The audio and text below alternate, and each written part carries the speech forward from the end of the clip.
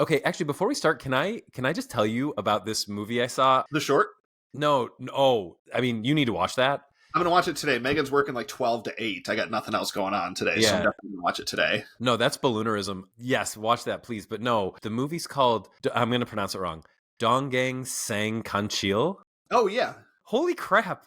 You should watch Yeah. this too. I know because a couple weeks ago you were talking about introducing Viv to Speed and being worried about the violence. So this is not R-rated, but it probably Mm. should be. The movie starts like it's about, animals in the forest or in the jungle. I'm guessing in Malaysia because it's a Malaysian movie in Malay about a Malaysian folktale. Hmm. It starts out in the jungle and all the animal, like there's an elephant that's hogging the lake, and you think that it's just going to be like this silly little movie about that. Hmm. And then there's like a Bambi type story where the main character, Kancil, which means deer in Malay, all the characters are just their Malaysian names for the animal. They are, yeah. So we see her mother die. This is not a spoiler. It happens in the first scene. And it's like Mhm. kind of violent. And then later on, you find out who the killer was because it was draped in shadow. And then the movie becomes incredibly gory and violent and crazy. And it That's still awesome. looks like this like kids movie. It's the most bonkers thing I've ever seen. The story's like nothing too impressive.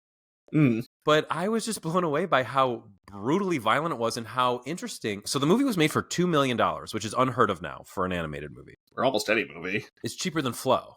Yeah. The animation's like, okay, it's kind of video gamey, but they do cool. So there's letterboxing on the top and bottom. Mm. The story frequently like paints outside the letterboxing, which is pretty cool. That's cool. Yeah. I imagine that when this played in theaters in Malaysia, I don't know if it ever played in theaters here. I think no. Doubtful, yeah.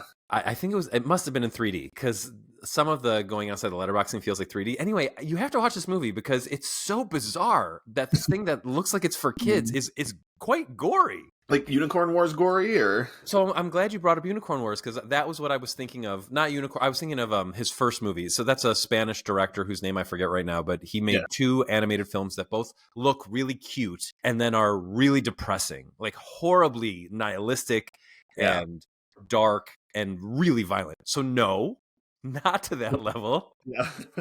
And also this story is happy. This is a family story. Just like don't bring your little kids to it. Yeah. So yeah, no, not like those. In fact, I have a hard time recommending. It's like the Bird Boy is his first movie. Oh, that was on the Academy list too, so it's been like on my radar. I just haven't seen it. So I've seen that, and I haven't seen Unicorn Wars. So together we make one man. We make one man. Yeah. And that's sort of the theme of this whole podcast. I would never recommend Bird Boy to anyone, not because it's bad. It's an interesting movie. It's just so dark and mean. It's like actually I think mean to the audience. And I know that you described Unicorn Wars as like bleak. Would you say Unicorn Wars is also like kind of mean, like gives you these characters that you kind of like and then just is so abusive to them? Yes. Okay, so that's awful. Yeah. Brutal, yeah.